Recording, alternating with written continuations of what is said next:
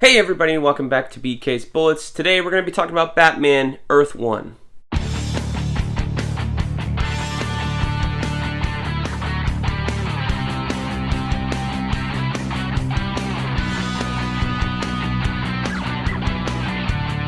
Hey everybody, and welcome back to BK's Bullets. As always, I'm your host, Brent, and today we're going to be talking about Batman Earth 1. Why? Well, Batman Earth 1 Volume 3 is coming out at the beginning of June, and I wanted to reread and review for you guys Earth 1 Volume 1 and 2, and then eventually we'll get 3 when that comes out. So, before we get into the review, let me ask you to do one thing, please subscribe. Helps me out, helps the channel grow, lets you know when I drop new videos, all that good stuff. So, Batman Earth 1. What is it? When did it come out? What are we talking about? Well, this is by the legendary team, you can see it right here, of Geoff Johns and Gary Frank. Actually, it's upside down. Geoff Johns and Gary Frank. And Geoff Johns wrote, this is an original graphic novel. There's no single issues or anything collected in here. This is how it came out. Originally, this is my first printing back from 2012 this came out. So, been quite a few years since this program started. And even with the Earth 1 graphic novel line, I mean, we're still getting books in this line, which is fantastic, but they're books that were all like sequels or previously announced. Like, we've known Earth 1 Volume 3 has been coming out at least for a few years.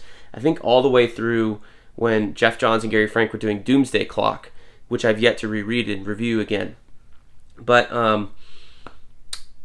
yeah, so this was like, I think at the time, maybe Wonder Woman Volume 1 had come out, and maybe 3 volumes of the Superman Earth 1 book had come out. So it felt like the last one to come out of the big 3, and it was kind of curious that, like, why did we take so long to get to Batman? But I'm glad that they did, because this actually is one of my favorite Batman stories. It is really, really good, y'all. And it's phenomenal. Again, I love the Earth 1 graphic novel presentation with this kind of like spine ribbon here, and the I think they were doing this at the time. They're not really doing it anymore. Whether you can see it right now, the shine just on one part of the image, so it kind of stands out against the bat in the back here. So, what is the Earth 1 line? Well, it's a line of original graphic novels where they were basically doing a new take on the characters. And we haven't really seen them like all tied together yet, so maybe they're all on the same Earth, maybe they're not. But all of the graphic novels, you can just read one characters and not really worry about them tying into Superman or Wonder Woman, all that stuff. They're all standalone. So that is the fun part of it. And this was after DC set up their multiverse again. So Earth 1 is kind of referring to, this is, hey, we're on Earth 0 in the monthly books, and Earth 1 is that one over there. The first Earth to diverge from the new multiverse at the time anyway. All that's still kind of there. Now there's an omniverse and it's all crazy, but all you need to know is this is an alternate universe Batman story, and this is the beginning of that story. So that's what you need to know about it. And it's fucking phenomenal, and you're going to enjoy reading it. I certainly did. So this is basically a Batman Begins graphic novel that was written after Batman Begins came out. So I don't really think it lifts a whole lot of things from there. There's certainly stuff that's inspired by it, or, you know, stuff that's now considered like canon, like Lucius Fox has to build gadgets for Batman after Batman Begins. Like, you know, that's got to be a thing that is in here, inserted in here. But there's a lot of stuff that Geoff Johns does. This is still good Geoff Johns before we knew he might be an asshole. You know, back when everybody still respected him. That I think are really fun and really inventive things to do with Bruce Wayne. The first thing he does, and you find out in the first couple of pages, I mean, yeah, you're introduced to Batman. So, I guess structurally, the best thing he does about this book is that he shows you Batman right away. Like, on the first or second page, and he shows you Batman failing. Like, this is truly the year one of this Batman kind of thing. He had just decided to become Batman. There's not a big training montage. There is like the parents getting shot. That origin is there, that kind of thing. But he's flashing back to past events as he progresses in the main story of his first, couple outings as Batman, to Alfred kind of deciding to team up with him, things like that. So what are some differences here that I really like? Well, the first thing right off the bat is that he makes Bruce Wayne the combination child of, again, Thomas and Martha Wayne. But the twist in this version is he makes Martha Wayne an Arkham. So her maiden name is Martha Arkham. And the Arkham Asylum, what will be, I think, Arkham Asylum. I can't remember if they get to that in Volume 2 or maybe that will come in Volume 3. But they make the Arkham house in Old Gotham like this haunted place. There's blood running down from the rooftops that's actually rust, but it's so old and decrepit and rusted out that it looks like the house is itself bleeding. And there's a story about Martha's, I don't know if it's her parents or her grandparents, the grandfather murdered the grandmother in that house, so there's a long history of people going crazy in that house. So it's kind of an interesting thing that Arkham, if this house does become Arkham Asylum later on, to house the crazy people in a house that's long been rumored to drive people crazy. So that is a very, very fun thing. So I really enjoyed that like new twist on the mythology.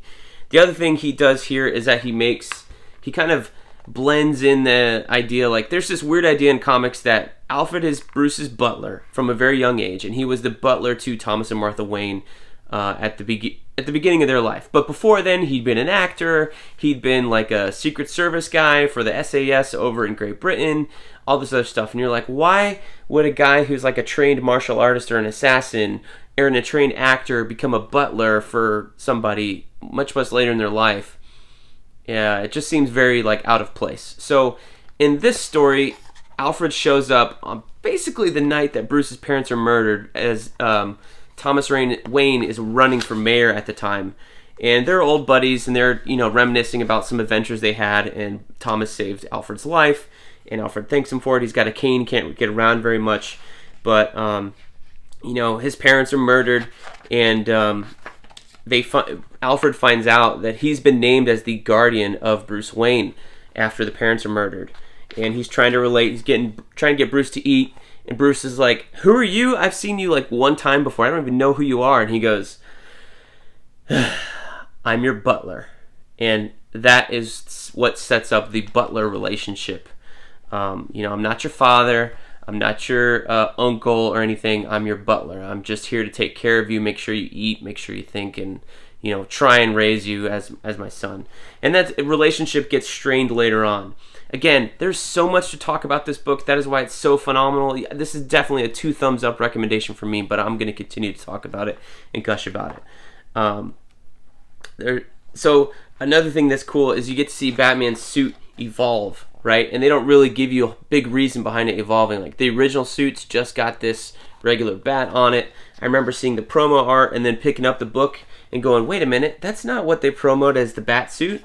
And that does show up a little bit later on as this one right here, which is like a very, at the time I think, very like Batman inky kind of bat suit. And this has actually been in one of the Arkham games. I forget if it was Arkham City or Arkham Knight. Actually has the Batman Earth 1 bat suit in it. But Bruce evolves it in the middle of the book, like just from one page to another.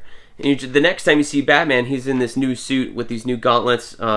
They're kind of webbed, the scallions here, as I call them. They're scallops. They're not like individual spikes, but they're kind of connected. It's kind of cool. You can see the seams on the cowl, cool stuff like that.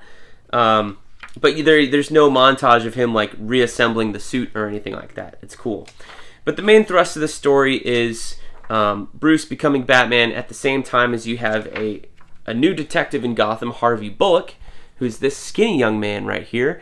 And this is the other favorite part of this book that I love, is how Geoff introduces Harvey Bullock as this go-getter. He's a Hollywood detective. He had a TV show for some seasons, and he goes to Gotham to break the Wayne murder case wide open, make a name for himself, and basically like launch himself back into fame because his TV show that he was doing was canceled. Now, I don't know if it was like a Discovery Network like ID show or if he was an actor or whatever, but he's like a real detective, at least here. So maybe he was like hosting like America's Most Wanted or something like that. That's what I'm thinking is happening in this story. But basically, anytime somebody checks out the files on Bruce's parents, on the murder files and the evidence and stuff, something bad happens to them. And that's exactly what James Gordon tells him, because he writes down James Gordon's name because he's not in the system yet. So James's daughter Barbara gets kidnapped and gets threatened unless he drops this case. And we find out that James Gordon's wife had been killed years ago when he first started to do the same thing. And that's why you see Gordon in this book is like, at the very beginning, it's just he's not quite on the take, but he's driving Bullock by in their squad car, their partners, and Bullock's like, why aren't you stopping that robbery over there? Like he's like, oh, I know that guy, he's okay, or don't mess with him. And that is why Gordon is kind of just a pushover cop basically at this point. And it takes his daughter getting kidnapped for him to become the no-nonsense, no BS Gordon that you see at the very end, where he shows up at the police station, throws the bad guy on the ground and says, all right, arrest this guy. And everybody's like, who are you? And he's like, do it or else. I'm not taking any BS anymore. But because you realize like that his daughter getting almost taken from him shocks him back into being the good guy that he is at heart. While at the same time, in the Arkham house, here's the Arkham house. It's got all this blood and rust on the wall. I mean, we think it's blood. I think it's told to us that it's rust. The house is rusting from the inside, and that's what makes it look so bloody. Yeah, there's young Martha Arkham / Wayne in the Batman seeing her. This is like the first time he's been in his, this is one of his family homes. And the other cool part is, like, the Arkhams are the ones, the family history in this world is that the Arkhams built Gotham City like a maze, and the Waynes funded it. So for Martha Arkham and Thomas Wayne to get married was like a big thing. But yeah, Gotham is like this big crazy maze. Look at this spiral thing, this map of Gotham City back in the olden days. It's kind of wild. So I guess the general idea here is that Gotham was built by crazy people and thus attracts the crazies, and that's why you have, maybe there's some supernatural force or something, that's why you have all these lunatics attracted to Gotham City. It's maybe not Batman, maybe it's the city itself. And that's an idea you can just pull out. It's not really like spelled out, but it's implanted in there so well. So my second favorite part about this is that Bullock is the guy who shocks Gordon back into being a good guy, but at the same time sees such real evil later at this point in his history. Like, he's this young, fit young man, really go-getter, really smart, good-looking guy, and at the end he's seen so much evil in Gotham that it shocks him that there is a place that is, so capable of evil. It shocks him into becoming, I guess we're assuming he's going to become a drunk. He's like, just give me the strongest thing you have, because he's really, really like shell-shocked at the end of the story. Just kind of like, ugh, can't believe what he's seen. He's going through some shit. So I can't remember what happens in Volume 2, if he gets a little fatter, gets a little sloppier. But I'm hoping when Volume 3 comes out that he's the Bullock we all know and love. He's gained a lot of weight because he drinks all the time. And he's lost his luster for life and his attitude, his spunk, and he's just kind of like, just kind of a crusty old detective. But it's Gotham is the one that ruined him, basically. So yeah, there's a lot to love in this book. I really enjoyed Batman Earth 1. I hope you guys go and reread it, and I hope you dig it. Looking forward to Earth 1 Volume 3 that comes out in early June. So thank you guys for watching. Let me know what you guys think of Batman Earth 1. Do you think it's as awesome as I do? Let me know down below in the comments and we'll chat about it. Thank you guys for watching. We'll see you guys next time in the Funny Pages.